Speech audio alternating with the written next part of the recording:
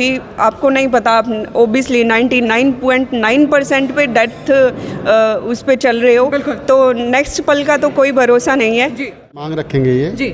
और सामाजिक जो लोग हैं वो तो उनकी हेल्प करेंगे ही, सरकार से भी मांग रखें। भाई माउंट एवरेस्ट जैसी चोटी को सिर्फ 24 घंटे के अंदर फतेह करने वाली हिंदुस्तान की पहली महिला और साथ ही आमा डबलम जैसी चोटी को हाल ही में फतेह करके वापस लौटी हैं रीना भट्टी मेरे साथ मौजूद हैं और फिलहाल अग्रसेन भवन में हम खड़े हुए हैं जहां पर आज जो है इस पूरे ट्रस्ट की तरफ से इन्हें सम्मानित किया गया है।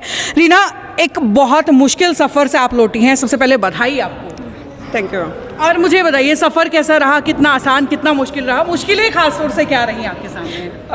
सफ़र अच्छा था, बट अब की बार एवरेस्ट से ज़्यादा टेक्निकल पीक को चूज़ किया था, तो ओबियसली बहुत सारे हेडल्स भी थे जी। एक चैलेंज था अपने लिए, क्योंकि इसमें 90 डिग्री के अंदर आपको रॉक क्लाइंबिंग करके सिर्फ 300 मीटर का आपको ग्लेशियर मिलेगा, तो ओबियसली इतने बड़े बड़े बोल्डर को आप ट्रैवर्स करके चलना है, तो ओबियसली एक चैलेंज था खुद के लिए भी, और वो चैलेंज बखूबी सामने भी आया और ट्रैवर्स भी किया कि सबमिट भी किया। कभी ऐसी सिचुएशन आई, कभी फील हुआ कि यार शायद अब वापस ना लौट पाऊँ, या ऐसे कोई थॉट या कभी कोई सिचुएशन आप पर ऐसे हावी हुई? हाँ, जब हम लोग चले थे तो कैंप 2 तक हमें पता था कि कैंप 3 तक कैंप लगेंगे, तो बेसिकली क्या होता है कि आपको ट्रैवल करना होता है कैंप 1 से कैंप 2 कैंप 3 तक, तो मुझे ये पता था कि कैंप 3 रहेगा, लेकिन वहाँ जाने के बाद पता चला कि जो कैंप 3 है वो ग्लेशियर के बिल्कुल नीचे है, तो मतलब हैंगओवर ग्लेशियर है, वो कभी भी टूट सकता है, तो वहाँ पे कैंपिंग नहीं हो सकती। तो हमें सिर्फ सबमिट करना था, कैंप 2 से ही सबमिट करके कैंप 3 पहुँचना था और देन सबमिट के लिए जाना था। तो ओबियसली वो 16 आवर की जो जर्नी थी वो एक अपने आप में चैलेंज थी, और ये था कि यार सबमिट होगा कि नहीं होगा वो डाउटफुल क्वेश्चन था। चलिए, जिस समय ये सारी कश्मकश आपके दिमाग में चल रही थी, तो उस टाइम कोई ये था कि भाई अगर वापस पहुंच पाई तो ये चीज़ मुझे करनी ज़रूर है, या ऐसा कोई थॉट ये कि भाई किस तरीके से नाम रोशन कर पाऊंगी, उस टाइम थॉट्स क्या चल रहे थे? नाम रोशन का तो नहीं था, एक बस ये था, कर चुके हैं आप जी। हाँ, तो ये था कि बस चैलेंज को कंप्लीट करना है। आगे की जर्नी के बारे में नहीं सोच सकते, क्योंकि आपको नहीं पता, आप ओबियसली 99.9% पे डेथ उस पे चल रहे हो, तो नेक्स्ट पल का तो कोई भरोसा नहीं है।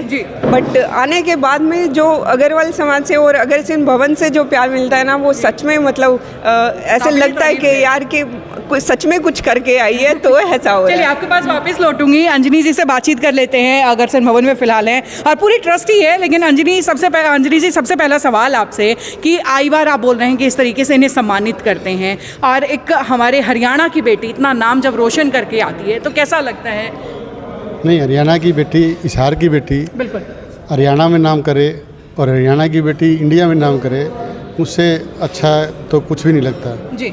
बहुत अच्छा लगता है, और आगे भी ये कोई अचीवमेंट या कुछ करना चाहेगी तो हम इनके साथ हैं जी। अभी जिस तरीके से मैं सुन रही थी खर्चा बड़ा लगता है, तो क्या आप सरकार से भी इस चीज़ की को लेकर के कहीं ना कहीं ये सिफारिश करेंगे कि भाई थोड़ा सा इन खिलाड़ियों के खर्च पर भी जो है ध्यान दिया जाए, उसमें भी इन खिलाड़ियों की ये सरकार से हम मांग रखेंगे ये जी, और सामाजिक जो लोग हैं वो तो उनकी हेल्प करेंगे ही, सरकार से भी मांग रखेंगे। चलिए, बहुत बहुत शुक्रिया जी सर।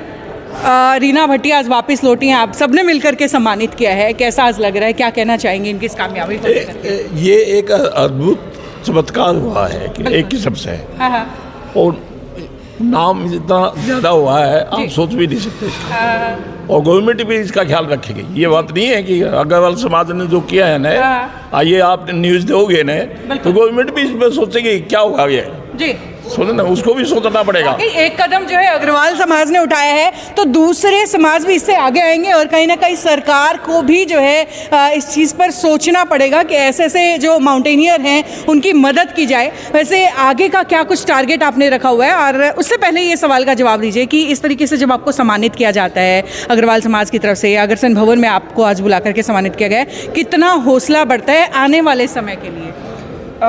अगर सरकार की तरफ से बात करूं तो एक निराशा होती है कि बाकी सब खिलाड़ियों को अप्रिसिएशन मिलता है तो माउंटेनियर को क्यों नहीं, ठीक है। बट जब ऐसे अगर अग्रसेन भवन और अंजनी खारिया सर की और गोयल सर की और बाकी सब मेंबर की अगर मैं बात करूं तो जब ऐसे अप्रिसिएशन और उत्साहित मतलब ऐसी चीज़ें मोटिवेशन होती तो ओबियसली नेक्स्ट टारगेट अपने आप आ जाता है, अपने आप आ जाता है, अपने आप आ जाता है और हौसला भी आ जाता है कि ठीक है अगर ये साथ खड़े हैं तो मैं कुछ भी कर सकती हूँ। चलिए बहुत खूब। जी सर, क्या कहना चाहेंगे बिटिया की कामयाबी को लेकर के? ऐसे प्रकल्प जिनमें ऐसा काम हो जो पूरे देश में जिसकी कोई मुकाबला ना हो, बिल्कुल उसके लिए जो भी इमदाद, जो भी सहायता, जो भी अग्रवाल समाज और अग्रवाल समाज तो हमेशा ही सदियों से ऐसे कामों में शरीक रहा है। बहुत बहुत शुक्रिया सर, बहुत बहुत धन्यवाद आप सभी का। तो वही फ़िलहाल जो है हिसार के अग्रसेन भवन में मौजूद हूँ, जहाँ पर माउंटेनियर रीना भट्टी जो है एक और चोटी फतेह करके वापस लौटी हैं और इसी मौके पर इन्हें सम्मानित किया गया है। लेकिन एक लड़की होकर के, एक महिला होकर के इतनी जो है रिकॉर्ड्स को कहीं ना कहीं अपने नाम करना एक बहुत बड़ी गर्व की बात है और हम इस चीज़ को जो है सराहते हैं, इसकी सराहना करते हैं। खैर आगे भी लगातार खबरों का सिलसिला यूँ ही जारी रहेगा। देखते रहिए सिटी बिग न्यूज़। नमस्कार।